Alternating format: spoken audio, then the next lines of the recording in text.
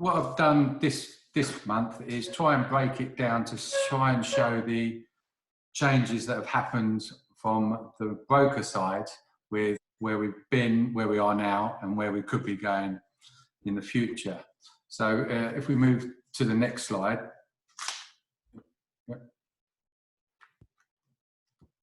That's my details, but the next slide after that. Who we are, we're a directly authorised mortgage broker with the FCA. We do any sort of finance secured on property, residential and investment, development, etc. And 80% of our clients, as it says there, are investors and regular repeat business. And we do this, and we think that we're where we are because of the service that we want to give on a personal basis and collate the information for the introducers, so that investors, so that they're in a position to do what they do well, which is find properties, purchase them, add them to their portfolio, adapt them in the way that they want, and move on. So we deal with the finance side, the solicitors deal with the legal side, and they do what they're good at. So if we go to the next slide. Right, this is where we've come from, and people join us with a small portfolio or no portfolio at all, and we work with them to build that portfolio up. And where it's working at the moment, or has been up until pre-COVID, is that they are converting properties either from small properties into large HMOs, commercial into residential, etc., multi-units. One of the reasons for that is the new income calculations for the single buy-to-lets has limited a lot of clients because they haven't got the big deposits to put in. So they look to make the most out of each project. As I mentioned earlier, it's to make it a simple process for you and cover off the information that is currently being asked, and what we'll go on to in a minute, what we think they're going to be asking moving forward because of certain changes that have taken place. And this includes the property schedules. A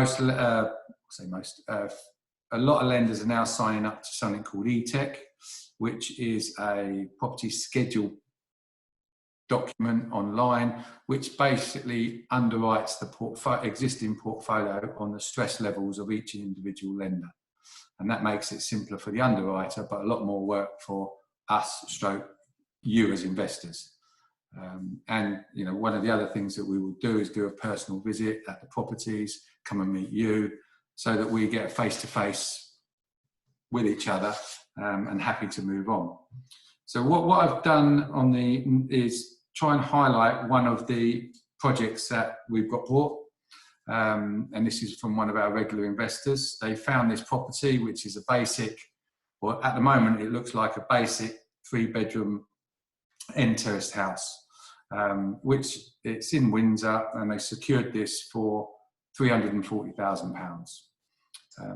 And then if you go to the next slide, this will give you an outline of what it is they purchased. And the main picture to look at is the one in the bottom right-hand corner, which shows the garden view with the construction of the property, which was non-conforming for most lenders. And therefore it was unmortgageable on most cases. Now, we secured a short-term bridging finance for them, 75%, and then they spent £80,000 on the refurbishment and converted it into a 5-bedroom HMO with en suites, which, if you go to the next slide, this is a virtual view of what it is now. So it had a rear extension, and as I say, created 5 ensuite bedrooms, and there's now finished article, which is on the next slide.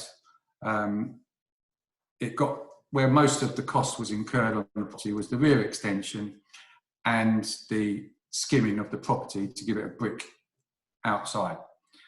This then made it mortgageable. We remortgaged this for them. It's producing £42,000 a year rent. The remortgage got out all the refurbishment costs, But most importantly, when they completed on the purchase, the garden that was on the right-hand side was separated out of the title. So the £450,000 didn't include the land, although that was in the purchase of the £340,000. So they ended up with £40,000, £42,500 rent, and a piece of land owned outright, which they can later build on. So they got all their money back for the build, got a good rent, and also, more importantly, got the land to develop and get more money out at a later stage. So that's the sort of stuff we've done in the past. Where we are at the moment, and this is changing on a daily basis now. When we went in and to the lockdown, a lot of lenders restricted loan to values, reduced product range. I've seen some facts in Money Facts that at the start of lockdown, there was nearly 5,200 residential mortgage products, and there's currently, at the start of May, only 2,520. So it shows you how much the product market range has been withdrawn. Some, unfortunately, not on the investors' side, but on the residential side, rates have actually dropped. But on the investor side, some lenders have increased the rates for the short term, and we'll come to that later. On the valuation side, a lot of lending stopped purely because they weren't allowed to visit the properties. But they did try and get around this by doing online valuations, desktop valuations, etc. Now, the big problem with that has been that desktop and an online valuation is just a market average. So whereas people have spent more money or developed a property, you don't get the benefit of the increased value. So if you've got an average market value and restricted loan to value, then if it's a purchase, people have wanted, the lenders have wanted a lot more money put into the deal. And as it happens, some people were still buying properties at auctions in the lockdown period. So that's been quite a struggle to get that over the line, but it has happened. Now, with the loan to value reduction, the product range changing, the valuation situation, on top of which lenders have also had to deal with untold holiday payment requests, their service has dropped across the board. And they're not embarrassed to tell anyone. So everything in the broker side for the clients are suffering, the brokers are suffering, but the lenders are just dealing with where they are. So from there, going forward to the next slide, which is the future, which we are now starting to see that the loan to values, because the valuers can now go out and we can now get a internal valuation done, the loan to value, they're happy now to lend to the loan to values. And in the last week, a lot of surveys that have been instructed across the board. Now, one of the problems that could come out of that, and we're waiting to see, is what the lenders will accept as comparable evidence within the valuation reports, because there's been no sales in the last 2 months. So they're going to rely on pre-COVID comparables that are over their standard requirement times. So there could yet be an adjustment on that. But that's something to look at going forward. Going back to what I said earlier, with the holiday payments, voids, etc., the lenders are now going to be looking, particularly on the investment side, of what action was taken. Did clients take a holiday payment? If so, why?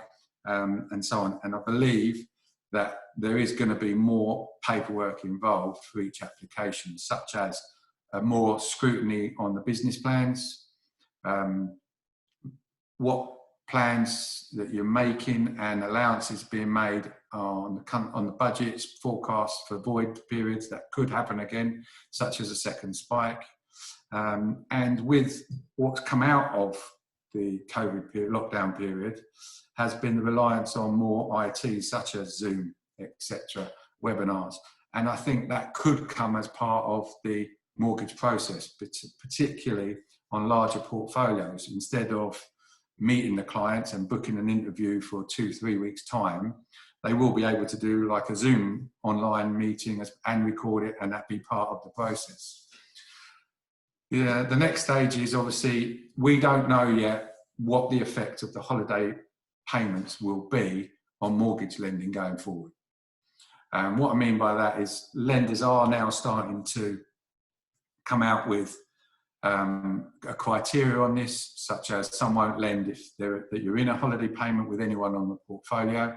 Someone won't lend more money to the same client if they're in a payment holiday with one of their properties in their own portfolio. And going forward, as I say, I don't know yet, and they're not clear of how this will affect borrowers that have taken payment holidays. Add on to that also, which will come out in time, is people that have taken bounce back loans and how that will be viewed by lenders. So the criteria will continually change, if not on a daily, possibly on a weekly basis with every lender, which will only result in even longer processing times because more paperwork, more review will be done. I have touched on it pretty earlier, but the criteria of the lenders is moving, and the unknown going forward on the residential side is how our income is going to be reviewed. Because, as an example, self-employed income currently has been tax computations and tax overviews. Well, the current year, which that everyone wants to look at, is April 2019 year end. Well, now everyone's going to know those aren't real figures based on current times with a 3-month void out of the business. I've seen some examples from lenders of what they're going to be asking for, and reducing down their income calculations to take in the current void with manual underwriting to review if their business can get over the voids. So it's going to be interesting times going forward, and unfortunately the people that are going to suffer in terms of service and products at the moment is us as brokers and you as investors. So it's going to be a journey that we're all in together.